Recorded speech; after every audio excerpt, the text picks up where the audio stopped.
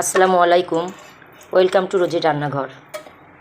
আজকে আমি আপনাদের সামনে নিয়ে এসেছি কুচো চিংড়ি দিয়ে করলা ভাজা রেসিপি। এখানে আমি প্রথমে প্যানের মধ্যে তেল দিয়েছি এবং জিরা ফোড়ন দিয়েছি, দিয়ে কয়েকটা কাঁচামরিচ দিয়েছি। এখন আমি কিছু কুচো চিংড়ি দিব, মানে ছোটো চিংড়ি।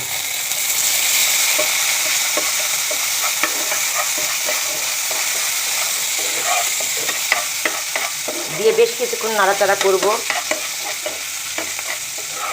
করে এখানে আমি হলুদ দিব, হলুদ গুঁড়ো দিব, দিয়ে সামান্য একটু লবণ দিব এবং এখানে করলাগুলো ঢেলে দিব। এখানে আমি কাঁচা পাকা দুই রকমের করলা নিয়েছি। এর মধ্যে আমি আলু দিব না, শুধু করলা দিয়ে চিংড়ি মাছ ভাজা করব। আর পেঁয়াজটা আমি পরে দিব, কারণ পেঁয়াজটা একটু কাঁচা কাঁচা থাকবে, দেখতে ভালো লাগবে, খেতেও ভালো লাগবে। এটা আমি এখন ঢেকে দিব। ঢেকে দেওয়ার পর কিছুক্ষণ পর ফিরে আসব।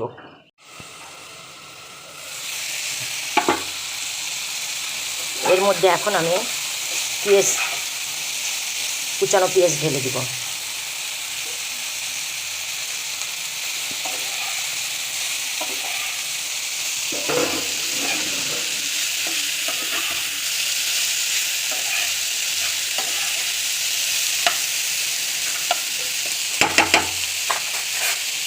আবার এটা আমি ঢেকে দিব।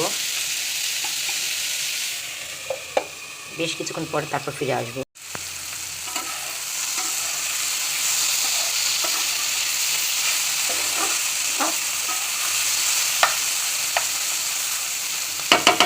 আমি এখন ঢাকনি খুলে দিয়ে এটা ভাজবো।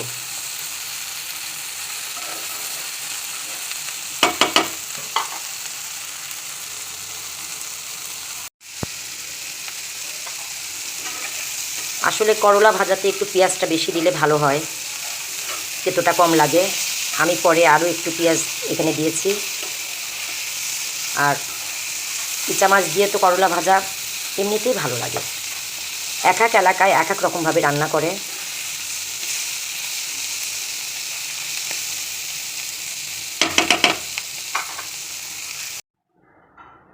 তৈরি হয়ে গেল আমার কুচো চিংড়ির করলা ভাজা। বাড়িতে থাকা সব উপকরণেই এই রেসিপিটা তৈরি করা যায়। এর মধ্যে আমি কোনো বাটা ব্যবহার করিনি। যারা রান্না জানেন না তাদের জন্য এটা ভীষণ সহজ রেসিপি। আপনারা বাসায় তৈরি করবেন এবং খাবেন। আল্লাহ হাফেজ।